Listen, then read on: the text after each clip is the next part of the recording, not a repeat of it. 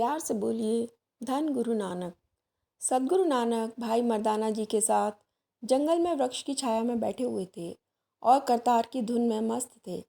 और भाई मर्दाना जी रबाब बजा रहे थे और सदगुरु शब्द गायन कर रहे थे। तो उसी समय भाई मर्दाना जी ने सदगुरु नानक से सवाल किया कि गुरुजी, आप हमेशा कहते हैं कि परमात्मा कण कण में विराजमान है, तो अगर वह सभी जगह है, कण कण में मौजूद है, तो हमें दिखाई क्यों नहीं देते।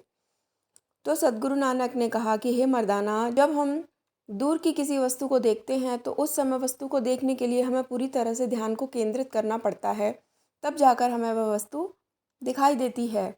ऐसे ही जब हम अपना पूरा ध्यान परमात्मा पर केंद्रित करेंगे, उसके नाम का सिमरन करेंगे और पूरे ध्यान से करेंगे, तब जाकर ही वह करतार हमें दिखाई दे सकता है।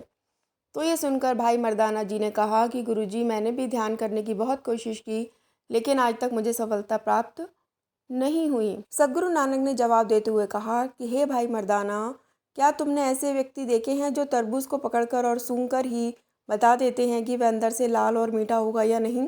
और सदगुरु कहने लगे कि मर्दाना, तुम भी समझदार हो, होशियार हो, तुम भी ध्यान केंद्रित करने की कोशिश करो, तुम्हें भी ईश्वर का आभास ज़रूर होगा।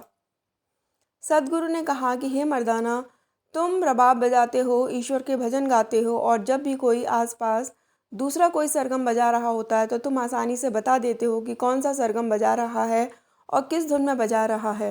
भाई मर्दाना जी कहने लगे, गुरुजी, संगीत तो मेरे चेतन में बैठ चुका है, परंतु ईश्वर नहीं।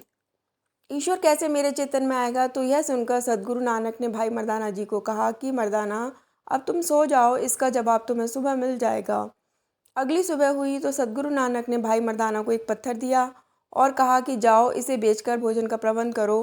तो भाई मर्दाना जी उस पत्थर को लेकर सालिस राय के पास गए, जो कि एक जौहरी था। सालिस राय ने कहा कि आइए, आपका मेरी इस दुकान पर स्वागत है, बताइए आप क्या ख़रीदना चाहते हैं।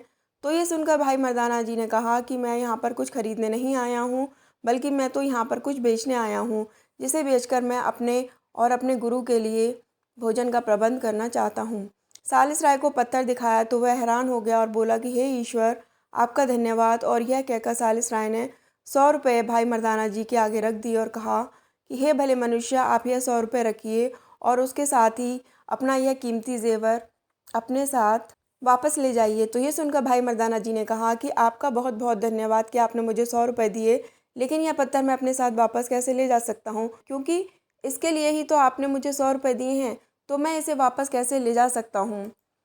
तो ये सुनकर सालिस राय ने कहा कि मैंने तुम्हें ये कीमत इस पत्थर की नहीं दी, बल्कि मैंने तो तुम्हें इस चीज़ की कीमत दी है कि तुमने मुझे इतने कीमती पत्थर के दर्शन कराए। और सालिस राय ने कहा कि मेरे गुरु ने मुझे कहा था कि जब भी तुम्हें कोई ऐसी चीज़ दिखाई पड़े जिसका कोई मोल ना हो, तो तुम्हें उसे देखने का भी पैसा देना चाहिए। भाई मर्दाना जी ने कहा कि इसे लेकर सबसे पहले मैं सब्ज़ी वाले के पास गया था।